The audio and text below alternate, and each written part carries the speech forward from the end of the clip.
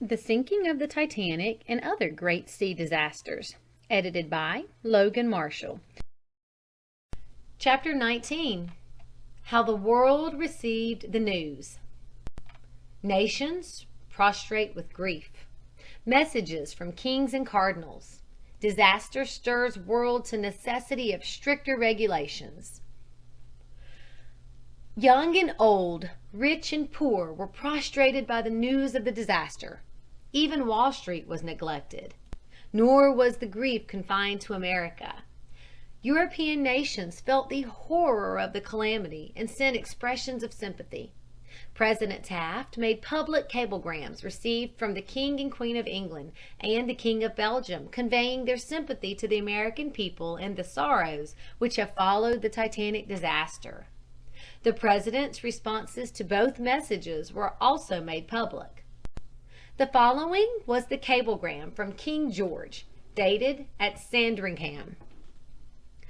The Queen and I are anxious to assure you and the American nation of the great sorrow which we experienced at the terrible loss of life that has occurred among the American citizens, as well as among my own subjects, by the foundering of the Titanic. Our two countries are so intimately allied by ties of friendship and brotherhood that any misfortunes which affect the one must necessarily affect the other, and on the present terrible occasion they are both equally sufferers. George R. and I. President Taft's reply was as follows. In the presence of the appalling disaster to the Titanic, the people of the two countries are brought into community of grief through their common bereavement. The American people share in the sorrow of their kinsmen beyond the sea. On behalf of my countrymen, I thank you for your sympathetic message. William H. Taft. The message from King Albert of Belgium was as follows. I beg your Excellency to accept my deepest condolences on the occasion of the frightful catastrophe to the Titanic, which has caused such mourning in the American nation.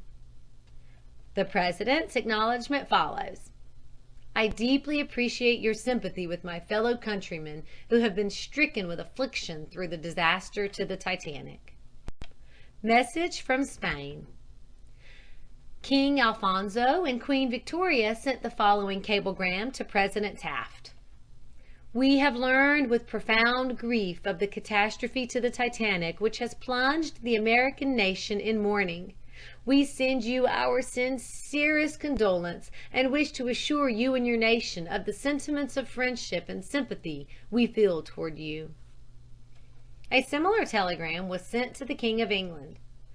The many expressions of grief to reach President Taft included one signed jointly by the three American cardinals who were in New York attending the meeting of the trustees of the Catholic University. It said, To the President of the United States. The archbishops of the country, in joint session with the trustees of the Catholic University of America, beg to offer to the President of the United States their expression of their profound grief at the awful loss of human lives attendant upon the sinking of the steamship Titanic, and at the same time to assure the relatives of the victims of this horrible disaster of our deepest sympathy and condolence.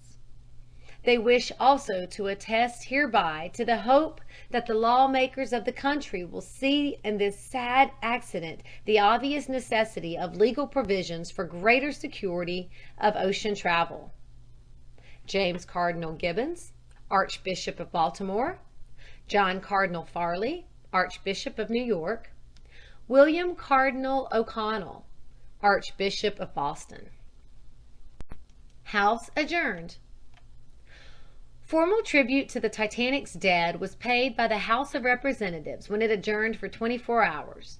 The prayer of the Reverend Henry N. Cooden in opening the House session was, in part, We thank thee that though in the ordinary circumstances of life selfishness and greed seem to be in the ascendancy, yet in times of distress and peril, then it is that the nobility of soul, the godlike in man, asserts itself and makes heroes. The flags on the White House and other government buildings throughout the country were at half-staff. Rome mourned Major Butt. A special telegram from Rome stated that one of the victims most regretted was Major Butt, whose jovial, bright character made many friends there. Besides autographed letters from the Pope and Cardinal Merry del Val to President Taft, the Major had with him a signed photograph of the pontiff, given by him personally.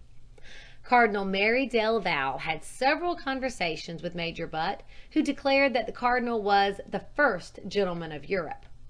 Shortly before he was leaving Rome, regretting that he had not signed a picture of Cardinal Merry del Val, Major Butt entrusted a friend to ask for one. The Cardinal willingly put an autograph dedication on a picture, recalling their pleasant intercourse. London newspapers condemned laxity of law. British indignation, which is not easily excited, was aroused over knowledge that an antiquated law enables steamship companies to fail to provide sufficient lifeboats to accommodate the passengers and crew of the largest liners in the event of such a disaster as that which occurred to the Titanic. It will be insisted that there be an investigation of the loss of life in the Titanic, and that the shortage of boats be gone into thoroughly. The newspapers commented adversely on the lack of boats, and their views were emphasized by the knowledge that no attempt has been made to change the regulations in the face of the fact that the inadequacy of boats in such an emergency was called to the attention of Parliament at the time of the collision between the White Star liner Olympic and the cruiser Hawke. It was pointed out at this time that German vessels, much smaller in size than the Olympic, carried more boats, and also that these boats were of greater capacity. T.W. Moore, secretary of the Merchant Service Guild, when seen at the Guild's room in Liverpool, said, "The Titanic disaster is an example, on a colossal scale, of the pernicious and supine system of officials as represented by the Board of Trade. Modern liners are so designed that they have no accommodations for more lifeboats. Among practical seamen, it has long been recognized that the modern passenger ship has nothing like adequate boat capacity. The Board of Trade has its own views, and the ship owners also have their views, which are largely based upon the economical factor. The naval architects have their opinions, but the practical merchant seaman is not consulted. The Titanic disaster is a complete substantiation of the agitation that our guild has carried on for nearly 20 years against the scheme that has precluded practical seamen from being consulted with regard to boat capacity and life-saving appliances." House of Commons investigation. Immediate and searching inquiry into the Titanic disaster was promised on the floor of the House of Commons April 18th by President Sidney Buxton of the Board of Trade, which controls all seagoing vessels. Buxton, in discussing the utterly inadequate life-saving equipment of the big liner, declared that the committee of the board in charge of life-saving precautions had recently recommended increased lifeboats, rafts, and life preservers on all big ships, but that the requirements had been found unsatisfactory and had not been put in force.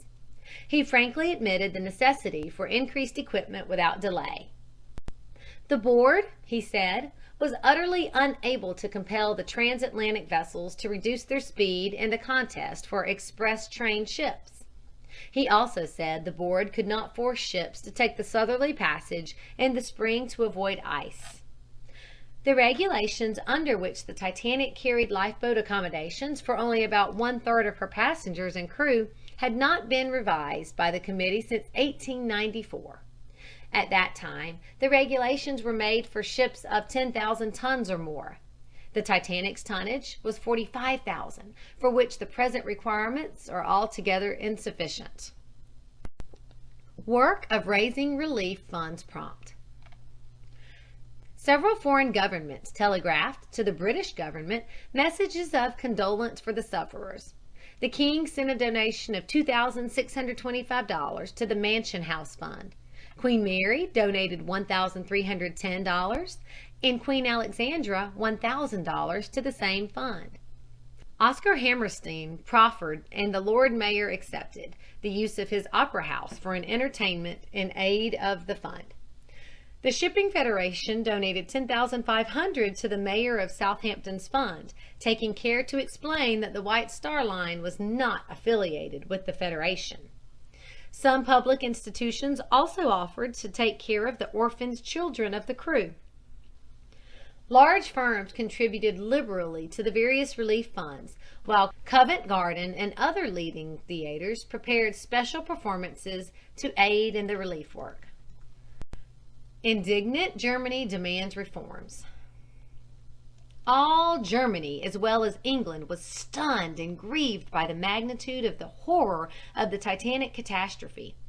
Anglo-German recriminations for the moment ceased as far as the fatherland was concerned, and profound and sincere compassion for the nation on whom the blow had fallen more heavily was the supreme note of the hour.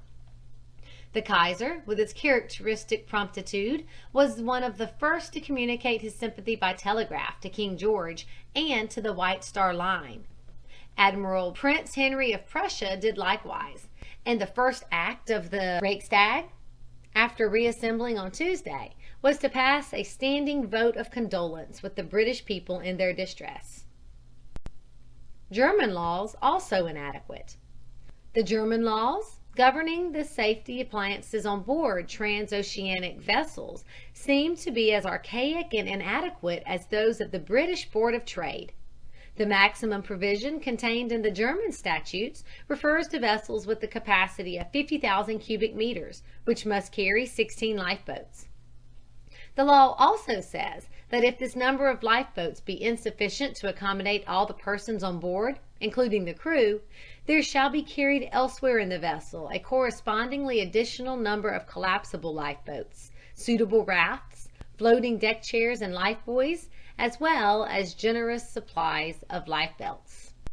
A vessel of 10,000 tons was a leviathan in the days when the German law was passed, and it appears to have undergone no change to meet the conditions imposed by the construction of vessels twice or three times 10,000 tons, like the Hamburg American Kaiserin August Victoria or the North German Lloyd George Washington, to say nothing of the 50,000-ton Imperator, which is to be added to the Hamburg fleet next year. The German lines seem, like the White Star Company, to have reckoned simply with the practical impossibility of a ship like the Titanic succumbing to the elements. Personal anxiety. Although Germany's and Berlin's direct interest in the passengers aboard the Titanic was less than that of London, New York, or Paris, there was the utmost concern for their fate. Ambassador Leishman and other members of the American Embassy were particularly interested in hearing about Major Archie Butt, who passed through Berlin less than a month before the disaster, en route from Russia and the Far East. Vice President John B. Thayer and family of Philadelphia were also in Berlin a fortnight ago, and were guests of the American Consul General and Mrs. Thackeray. A score of other lesser-known passengers had recently stayed in Berlin hotels, and it was local friends or kinsmen of theirs who were in a state of distressing unrest over their fate. Their anxiety was aggravated by the old fogey methods of the German newspapers, which are invariably 12 or 15 hours later than journals elsewhere in Europe on world news events. Although New York, London, and Paris had the cruel truth with their morning papers on Tuesday, it was not until the middle of the forenoon that extras made the facts public in Berlin. William T. Stead was well and favorably known in Germany, and his fate was keenly and particularly mourned. Germans have also noted that many Americans of direct Teutonic ancestry or origin were among the shining marks in the death list. Colonel John Jacob Astor is claimed as of German extraction, as well as Isidor Straus, Benjamin Guggenheim, Washington Roebling, and Henry B. Harris. All of them had been in Germany frequently and had a wide circle of friends and acquaintances. Only one well-known resident of Berlin was aboard the Titanic, Frau Antoinette Flegenheim, whose name appears among the rescued. Chapter 21. Searching for the Dead. Sending out the Mackay, Bennett, and Menia, Bremen passengers see bodies, identifying bodies, confusion in names, recoveries. A few days after the disaster, the cable steamer Mackay Bennett was sent out by the White Star Line to cruise in the vicinity of the disaster and search for missing bodies. Two wireless messages addressed to J. Bruce Ismay, president of the International Mercantile Marine Company, were received on April 21st at the offices of the White Star Line from the cable ship Mackay Bennett via Cape Race, one of which reported that the steamship Rhine had sighted bodies near the scene of the Titanic wreck. The first message, which was dated April 20th, read, "Steamer Rhine reports passing wreckage and bodies 42.1 north, 49.13 west, 8 miles west of 3 big icebergs. Now making for that position. Expect to arrive 8 o'clock tonight. Signed, Mackay Bennett." The second message read, "Received further information from Bremen, presumably steamship Bremen, and arrived on ground at 8 o'clock p.m. Start on operation tomorrow. Have been considerably delayed on passage by dense fog. Signed, Mackay Bennett." After receiving these messages, Mr. Ismay issued the following statement. "The cable ship Mackay Bennett has been chartered by the White Star Line in order to proceed to the scene of the disaster and do all she could to recover the bodies and glean all information possible. Every effort will be made to identify bodies recovered, and any news will be sent through immediately by wireless. In addition to any such messages as these, the Mackay Bennett will make a report of its activities each morning by wireless, and such reports will be made public at the offices of the White Star Line. The cable ship has orders to remain on the scene of the wreck for at least a week, but should a large number of bodies be recovered before that time, she will return to Halifax with them. The search for bodies will not be abandoned until not a vestige of hope remains for any more recoveries. The Mackay Bennett will not make any soundings, as they would not serve any useful purpose, because the depth where the Titanic sank is more than 2,000 fathoms." On April 22nd, the first list of 27 names of bodies recovered was made public. It contained that of Frederick Sutton, a well-known member of the Union League of Philadelphia. It did not contain the name of any other prominent man who perished, although it was thought that the name George D. Wyden might refer to George D. Widener, son of P.A.B. Widener of Philadelphia. The original passenger lists of the Titanic did not mention Wyden, which apparently established the identity of the body as that of Mr. Widener, who, together with his son, Harry, was lost. The wireless message, after listing the names, concluded, "All preserved," presumably referring to the condition of the bodies. A number of the names in the list did not check up with the Titanic's passenger list, which led to the belief that a number of the bodies recovered were members of the Titanic's crew. Minia sent to assist. At noon, April 23rd, there was posted on the bulletin in the White Star office this message from the Mackay Bennett, dated Sunday, April 21st. Latitude 41.58, longitude 49.21. Heavy southwest swell has interfered with operations. 77 bodies recovered. All not embalmed will be buried at sea at 8 o'clock tonight with divine service. Can bring only embalmed bodies to port. To Captain Lardner, master of the Mackay Bennett, P.A.S. Franklin, vice president of the White Star Line, sent an urgent message asking that the company be advised at once of all particulars concerning the bodies identified, and also given any information that might lead to the identification of others. He said that it was very important that every effort be made to bring all of the bodies possible to port. Mr. Franklin then directed A. G. Jones, the Halifax agent of the White Star Line, to charter the Minia and send her to the assistance of the Mackay Bennett.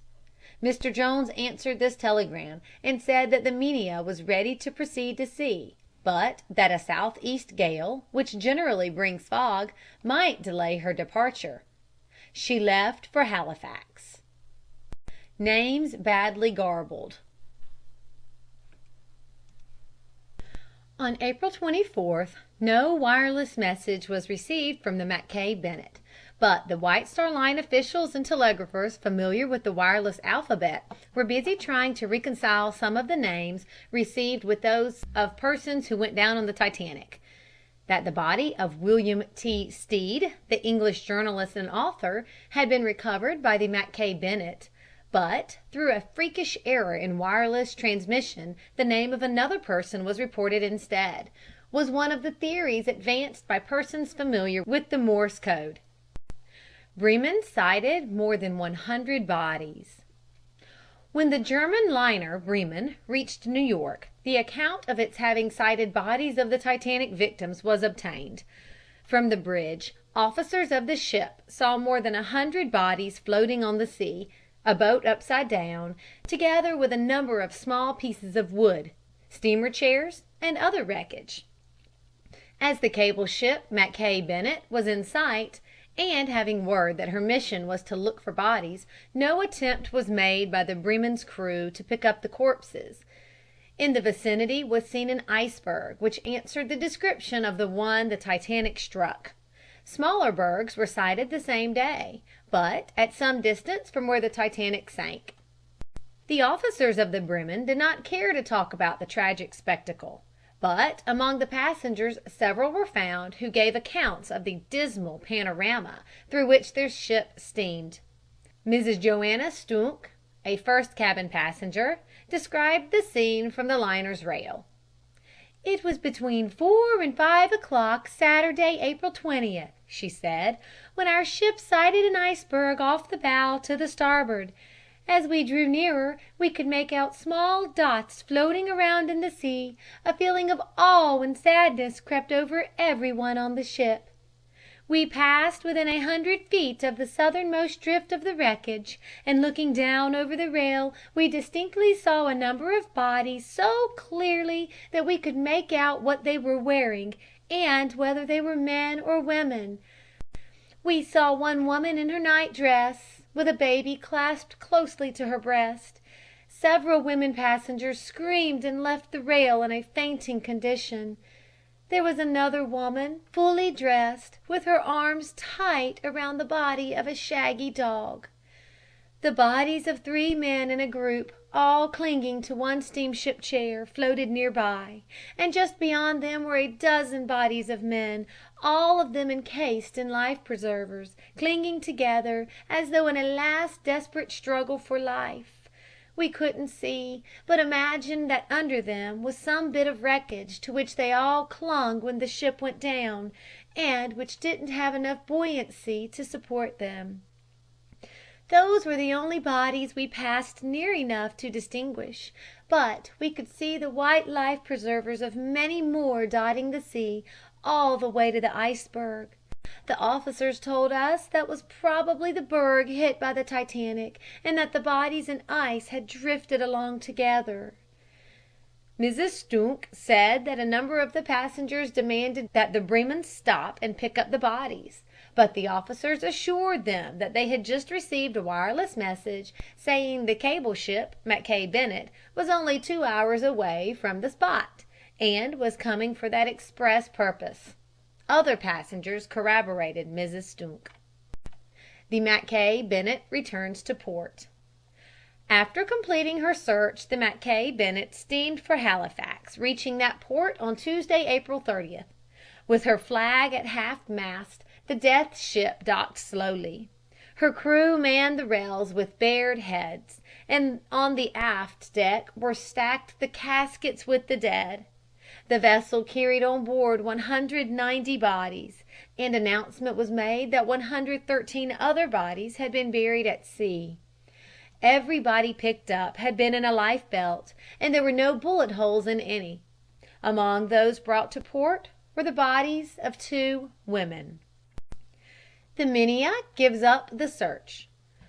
When at last the Minia turned her bow toward shore, only 13 additional bodies had been recovered, making a total of 316 bodies found by the 2 ships. Further search seemed futile. Not only had the 2 vessels gone thoroughly over as wide a field as might likely prove fruitful, But, in addition, the time elapsed made it improbable that the other bodies, if found, could be brought to shore. Thus did the waves completely enforce the payment of their terrible toll.